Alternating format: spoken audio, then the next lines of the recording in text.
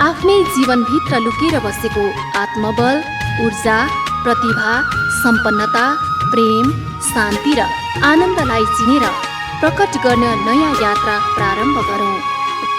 जीवन विज्ञान, जीवन विज्ञान।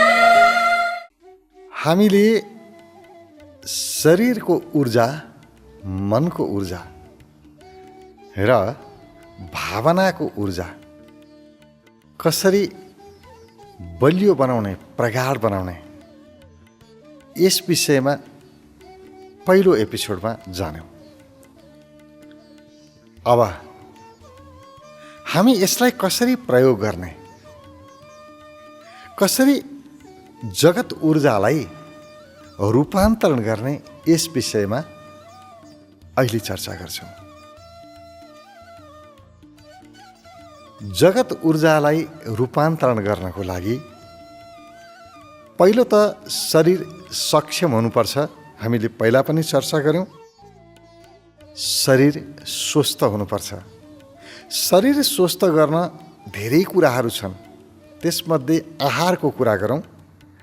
आहारमा यति मात्रै गरे पुग्छ, बेलुका खाएको खानेकुरा बिहान सबै निष्कासन होस्, पेटमा नभचोस्, पेटमा जम्मा नहोस्, कब्जियत नहोस्। यति एउटा कुरामा ख्याल राखे पुग्छ। अघिल्लो दिन खाएको सबै खानेकुरा भोलिपल्ट पेटमा बच्नु हुँदैन, बिहान सबै निष्कासन हुनुपर्छ।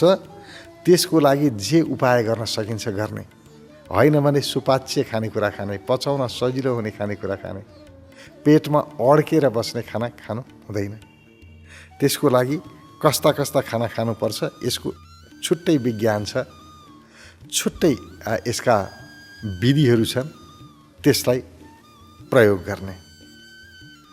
अब आफ्नो मनमा पनि त्यस्तै, आफ्ना मनमा विभिन्न प्रकारका इच्छाहरू आउँछन्।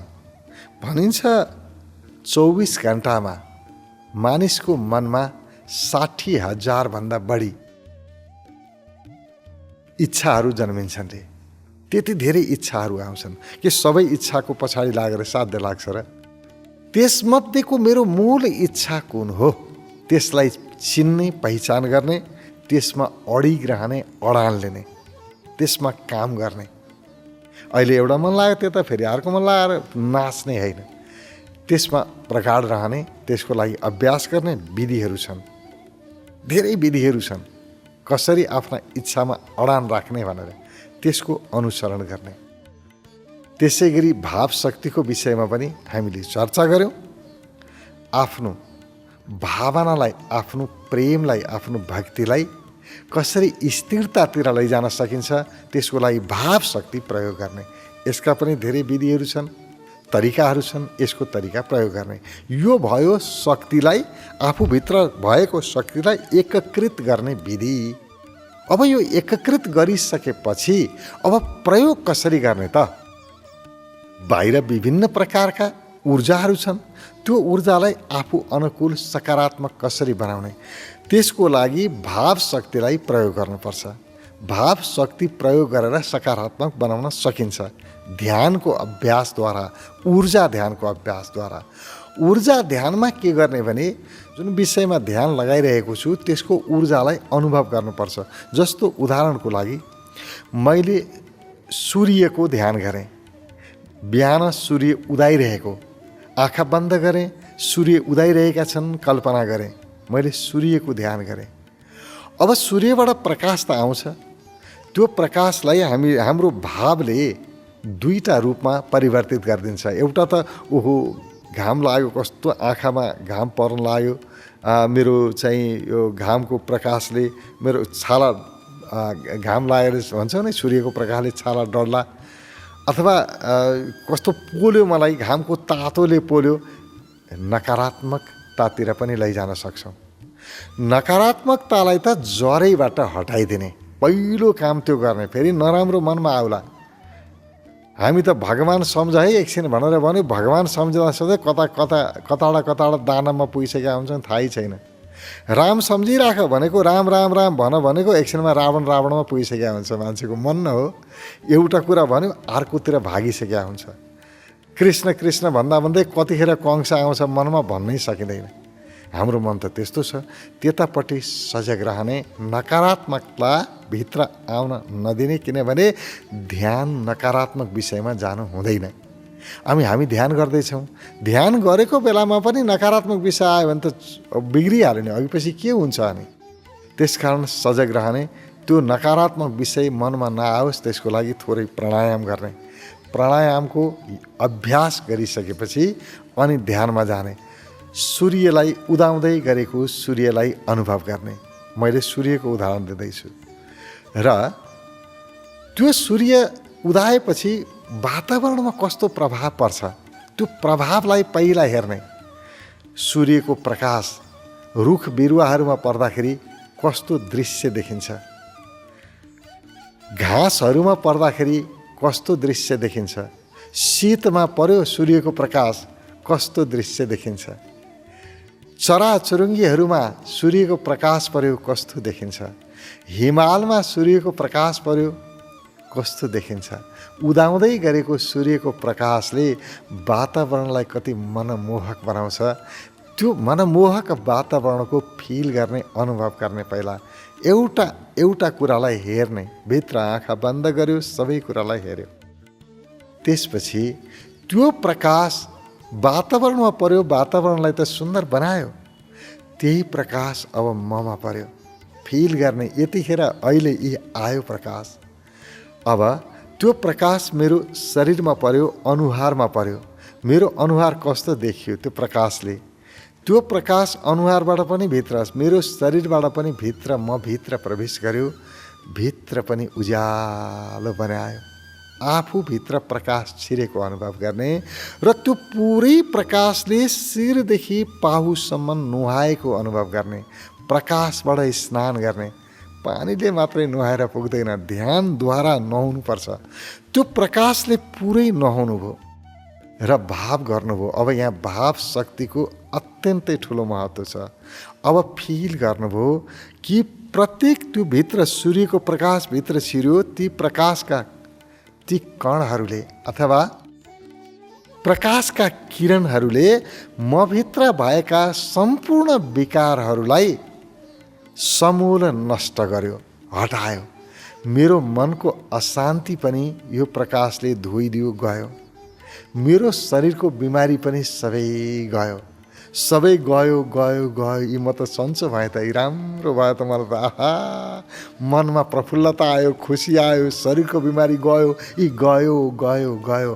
पुरै प्रकाशद्वारा उपचार गर्ने, सूर्यको प्रकाशद्वारा आफ्ना अङ्ग अङ्गको उपचार गर्ने।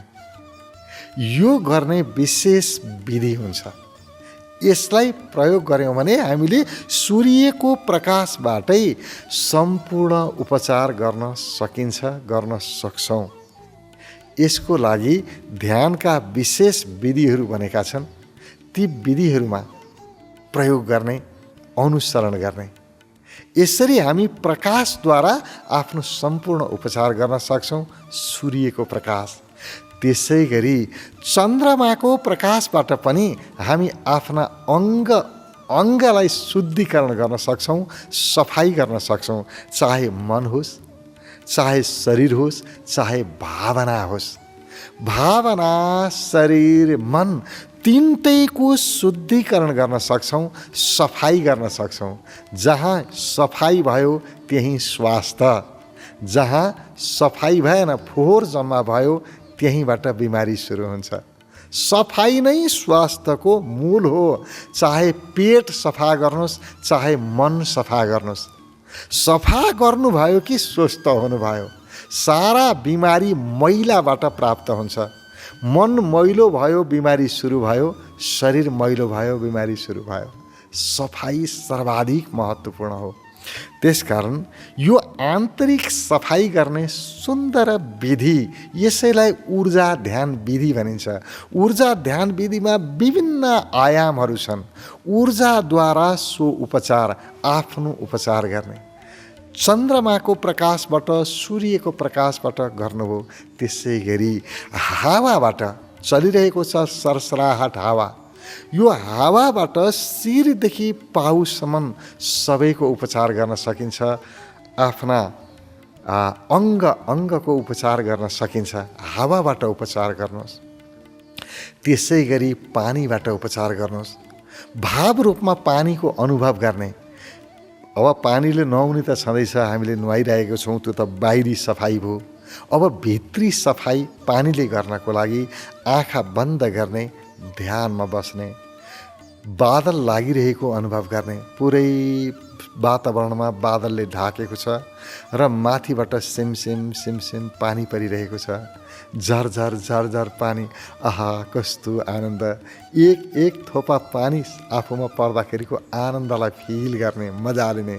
र त्यो बाहिरबाट परेको पानी भित्रसम्म गयो। मेरो शरीरको भित्री अङ्गलाई मेरा पानीले, माथिबाट आएको पानीले पुरै सफाइ गर्दै गर्दै गर्दै गयो।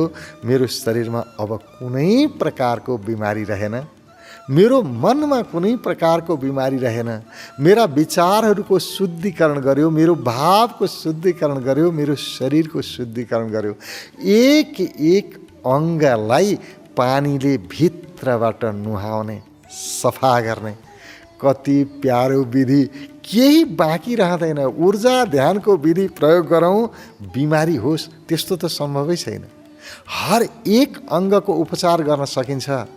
केही बाँकी रहँदैन। त्यसको लागि आफू गर्न सकिँदैन, ठिक छ, आफूले त्यो कल्पना गर्न सकिएन, चिन्ता नगरौँ। यसका विशेष प्रकारका ध्यान विधिहरू निर्माण भएका छन्। त्यो विधिको प्रयोग गरौँ र पुरै आफ्नो शरीरको शुद्धिकरण गर्ने। त्यसै गरी ध्वनिबाट शुद्धिकरण गर्ने। बाहिर सारा ध्वनिहरू छन्, आवाजहरू छन्। ती आवाजहरू कति प्यारो, आवाजप्रति सकारात्मक, अत्यन्तै प्यारो आवाज। ती आवाजहरू मेरो कानबाट, मेरो शिरभित्र, मेरो शिरबाट शिरे, अङ्गभित्र मेरो अङ्ग बज्न थाल्यो। अङ्गबाट ध्वनि उत्पन्न हुन थाल्यो।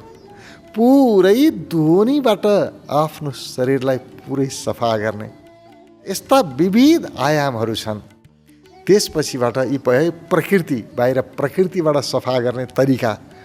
अर्को हुन्छ भगवानबाट। जसलाई भगवानप्रति आस्था छ, भरोसा छ, विश्वास छ, उहाँहरूले अब भगवानलाई प्रयोग गर्न सक्नुहुन्छ। आफ्नो भगवानको याद गर्ने र भगवानबाट आएको दिव्य शक्ति, भगवानको आशिष, भगवानको ऊर्जाले म पुरै भित्रैदेखि नुहाइरहेको छु। मेरा अङ्ग भगवानको प्रेमपूर्ण आशिषले, ऊर्जाले ओतप्रोत भइरहेका छन् र सफाइ भइरहेको छ। मेरा सारा बिमारीहरू भगवानको दिव्य शक्तिबाट नष्ट भयो, गयो, सिद्धियो। यी केही बाँकी छैन। भगवानबाट आयो नि त मेरो भगवानको आशिष, मेरो भगवानको दिव्य शक्ति। सारा शरीर नुहाइदियो भित्रबाट। मेरो भगवानको हातबाट यसरी ऊर्जा झरिरहेको छ। मेरो शिरमा, मेरो शरीरमा अङ्ग शुद्ध भयो, शुद्धिकरण भयो। यो परमात्मा ऊर्जा, भगवानको ऊर्जाबाट स्नान गर्ने विधि, ऊर्जा स्नान। यसले पुरै अङ्गको शुद्धिकरण गर्न सकिन्छ।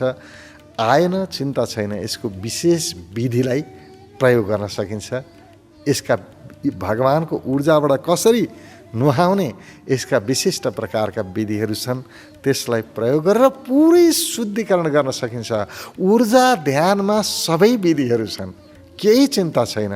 ऊर्जा ध्यानको क्षेत्र विराट छ। त्यसकारण ऊर्जा ध्यान प्रयोग गर्न जसले जान्यो, सर्वस्व जान्यो, केही पनि बाँकी रहँदैन।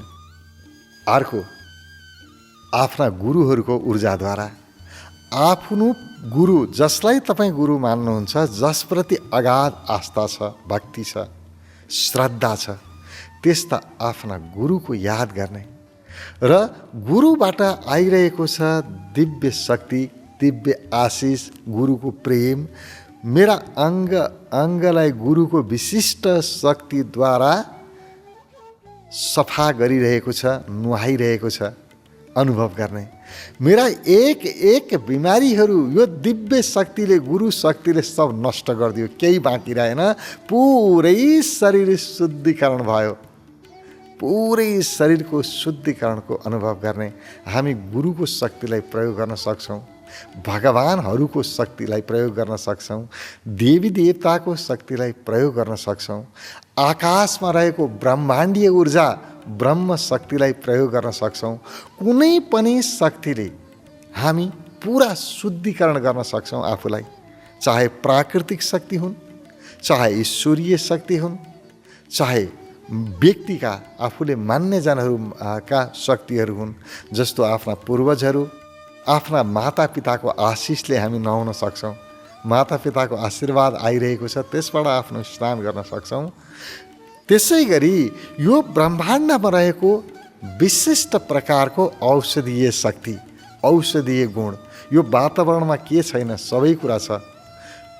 भनिन्छ नि, पूर्णमदः पूर्णमिदं पूर्णात् पूर्णमुदच्यते पूर्णस्य पूर्णमादाय पूर्णमेवावशिष्यते। पूर्णबाट पूर्ण निकाले पनि पूर्णै रहने यो वातावरणमा के छैन, सबै कुरा छ। औषधिले भरिएको छ यो स्पेस, यो आकाश। यहाँबाट औषधि लिनुहोस्। सारा औषधि म भित्र प्रवेश गर्यो। अङ्ग अङ्ग यो प्राकृतिक औषधिले स्वस्थ बनायो। पुरै म स्वस्थ भएँ, औषधिले नुहाइ नै दिनुहोस्। के बाँकी रहला अब? कुनै पनि बिमारीलाई हटाउन सक्ने र आफूलाई पूर्ण रूपमा स्वस्थ गर्न सक्ने क्षमता जगत ऊर्जामा छ। लिन जानौँ, जगत ऊर्जालाई लिन जानौँ।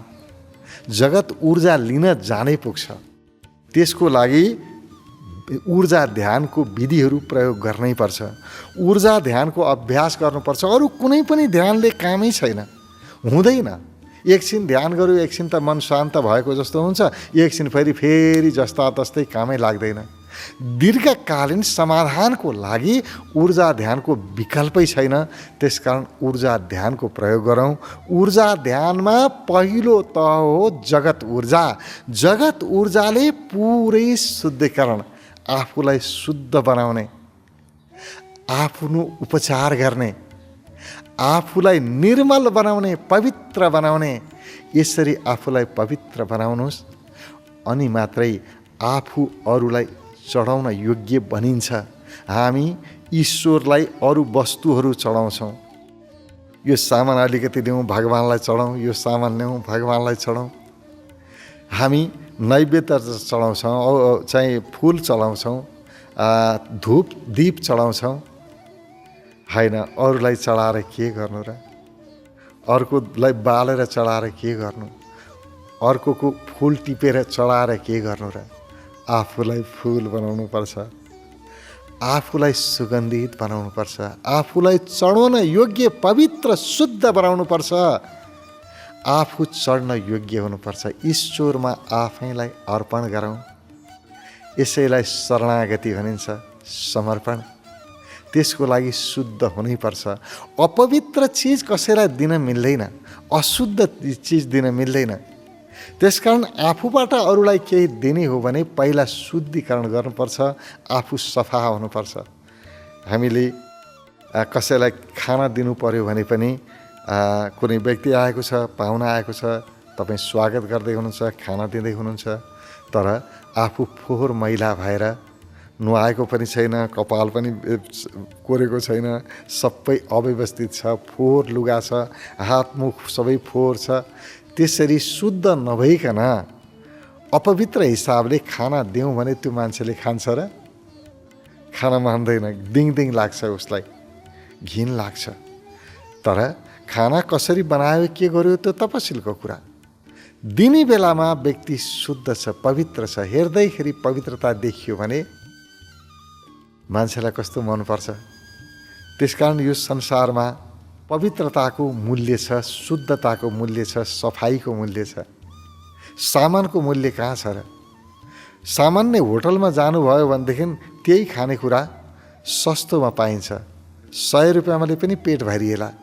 तर अब ठुला होटलहरूमा गयो भने त्यहाँ गएपछि हजारौँ रुपियाँ तिर्नुपर्छ खानेकुराको एक साग खानलाई। किन यति धेरै फरक छ त? केही फरक छैन, त्यही सफाइको फरक त हो नि। अब सामान्य होटलमा सरसफाइ हुँदैन, अनि ठुला होटलहरूमा कस्तो सफा हुन्छ कि, जहाँ गयो बस्ने ठाउँदेखि लिएर हिँड्ने ठाउँ सबै कस्तो राम्रो सफाइ छ, शुद्ध छ, हेर्दैखेरि पवित्र लाग्छ। मूल्य त्यसैको हो। त्यस कारण हेर्नुहोस्, आफूलाई आफूबाट अरूलाई केही दिनको लागि आफू शुद्ध हुन जरुरी छ। अनि हामी ईश्वरको पूजा गर्न चाहन्छौँ, भगवानको पूजा प्रार्थना गर्न चाहन्छौँ, आफू अपवित्र छौँ, कहाँबाट हुन्छ? आफू पवित्र बन्नुको कुनै विकल्प छैन। आफू निरोगी शुद्ध बन्नुको कुनै हामीसँग विकल्प छैन। आफ्नो सफाइ नै धर्म हो। त्यसकारण यो हो जगत ऊर्जालाई प्रयोग गर्ने तरिका। जगत ऊर्जामा जो व्यक्ति पूर्ण भयो, जगत ऊर्जाले आफूलाई स्नान गर्यो, आफूलाई शुद्ध बनायो, सारा बिमारीबाट आफूलाई मुक्त बनायो, त्यसले मात्रै अब जीवन ऊर्जालाई प्रयोग गर्न सकिन्छ। अब अर्को चरणमा जीवन ऊर्जा।